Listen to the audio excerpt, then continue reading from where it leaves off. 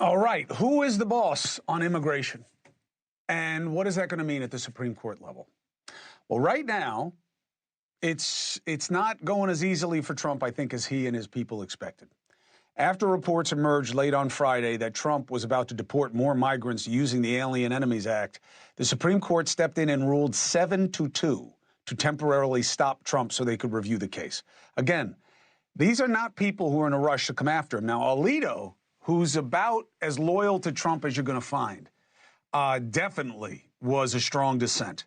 Literally in the middle of the night, the court issued unprecedented and legally questionable relief without giving the lower courts a chance to rule, without hearing from the opposing party, within 8 hours of receiving the application, with dubious factual support for its order. Now, that is really nasty shite to say about the court and the justices that you share it with.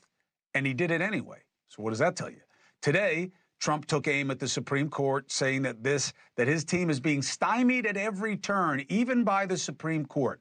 So let's ask two of the greatest legal scholars in America, the co-founder of State Democracy Defends Action, Norm Eisen, and author of The Preventative State, Harvard Law Professor Emeritus Alan Dershowitz.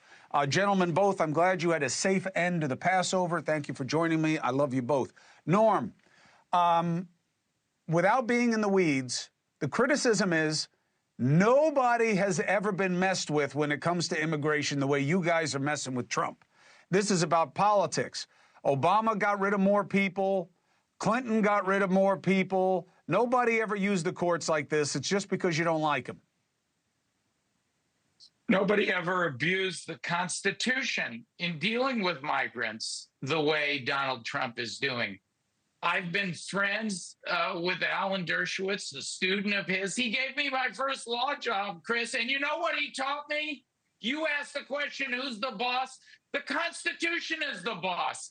As the Supreme Court has very clearly said, 9-0 the first time with Abrego Garcia, and then now with the Venezuelan 7-2. Notice and an opportunity to be heard. Due process. That's what makes us America, and that's what Donald Trump is violating. Okay, but Professor, what's the flip in terms of using the courts to go after him for decisions that the executive was usually assumed to be invested with in other administrations, specifically on immigration, that the president decides? We have to distinguish between the ends and the means. The ends, the power to deport, the Supreme Court will hold eventually, lies with the executive branch without undue interference from the judiciary. But the means, Norm's right, due process. Felix Frankfurter once said, the history of liberty is largely a history of procedure. The Supreme Court will insist that in exercising the constitutional power to decide who remains in America, the executive branch has to dot every constitutional I and cross every constitutional T, and they haven't been doing it. And so we're going to see split decisions in the next 3 or so years. We're going to see power given to the executive to deport, to decide who remains a citizen, who remains a green card or visa holder. But we will see the court demanding that there be at least due process. And what does due process mean? It means the process due to you for your status. If you're a citizen, you have all the due process in the world, right to counsel, right to jury trial. If you're a visa holder, you have very little due process. If you're a green card holder, you have some, but it can be taken away from you if you lied in how you got your status. So we're going to see if Norm were a student today of mine and he asked me, what should I do after I graduate?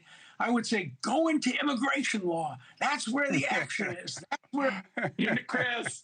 That's where he is. You know what he told me in 1991? He said, Norm, go into criminal law. It's like mother's milk.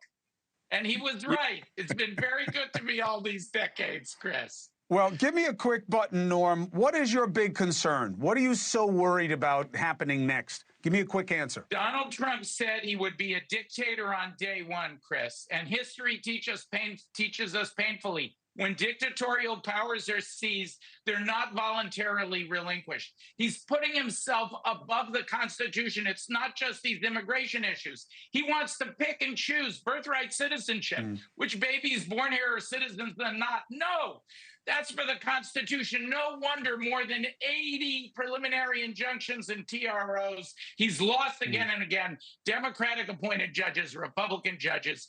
That is not allowed. And now the American people are waking up. They're demonstrating and protesting.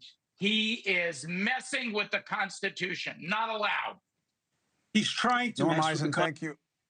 trying to extend executive power beyond anything that was done since Franklin Delano Roosevelt. But we're not in a constitutional crisis. He is obeying the rulings I agree. of the Supreme Court. I agree. And It's not a crisis. It's not a crisis. It's not a crisis. I'm with you on that. Constitution.